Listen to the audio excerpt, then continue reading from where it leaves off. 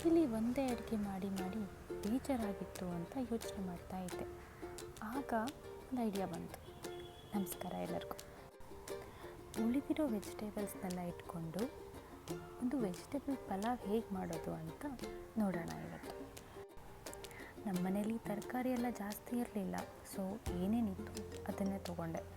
ಅದರಲ್ಲಿ ಸ್ವಲ್ಪ ಸೊಪ್ಪು ಹಾಗೆ ಪುದೀನ ಕೂಡ ಇತ್ತು, ಅದನ್ನೇ ತೊಗೊಂಡೆ.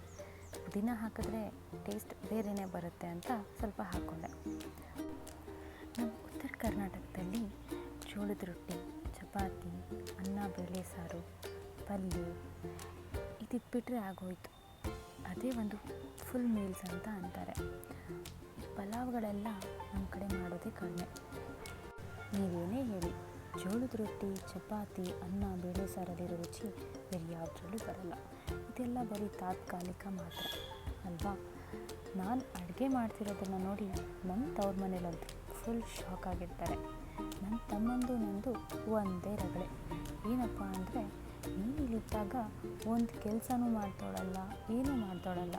ಈಗ ಅಲ್ಲಿ ಹೋದ್ಮೇಲೆ ಎಲ್ಲ ರುಚಿ ರುಚಿಯಾಗಿ ಮಾಡ್ತಾಯಿದ್ಯಾ, ನಮಗೆ ಮಾತ್ರ ಏನೂ ಮಾಡಿಕೊಡಲ್ಲ. ಇದೇ ಒಂದೇ ರಗಳೆ ಒಂದು.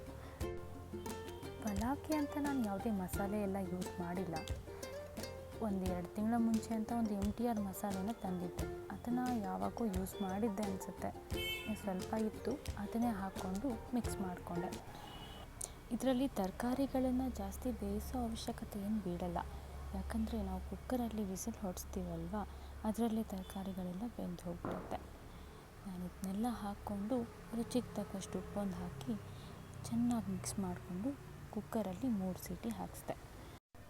ನನಗೆ ಜಾಸ್ತಿ ಮಸಾಲೆ ಎಲ್ಲ ಇಷ್ಟ ಆಗೋದಿಲ್ಲ, ಅದಕ್ಕೆ ಅದೊಂದೇ ಮಸಾಲೆನ ಹಾಕ್ಕೊಂಡು ಮಾಡಿದ್ದೆ. ಆದರೂ ಸ್ಮೆಲ್ ಮಾತ್ರ ಸಖತ್ತಾಗಿ ಬರ್ತಾಯಿತ್ತು. ನಮ್ಮ ಮನೇಲಿ ಯಾವಾಗಲೂ ರೋಟೀನ್ ಇರುತ್ತೆ. ಏನು ರೋಟೀನ್ ಅಂದರೆ ಚಪಾತಿ, ರೊಟ್ಟಿ, ಅನ್ನ ಬೇಳೆ ಸಾರು, ಪಲ್ಯ. ಒಂದಿನ ಚಪಾತಿ ಇದ್ದರೆ ಇನ್ನೊಂದು ದಿನ ರೋಟಿ, ಇದೇ ಇರುತ್ತೆ. ಪಲಾವ್ ಸ್ಮೆಲ್ ಮಾತ್ರ ಸೂಪರಾಗಿ ಬರ್ತಾಯಿತ್ತು. ಒಂದು ಪ್ಲೇಟ್ಗೆ ಹಾಕ್ಕೊಂಡು ನಮ್ಮ ಅತ್ತೆ ಮಾಡಿರೋ ಕೆಂಪು ಚಟ್ನಿ ಜೊತೆಗೆ ಸ್ವಲ್ಪ ತುಪ್ಪ ಹಾಕ್ಕೊಂಡು ತಿಂದೆ. ನೀವು ಟ್ರೈ ಮಾಡಿ ನೋಡ್ತೀರಾ ಅಲ್ವಾ?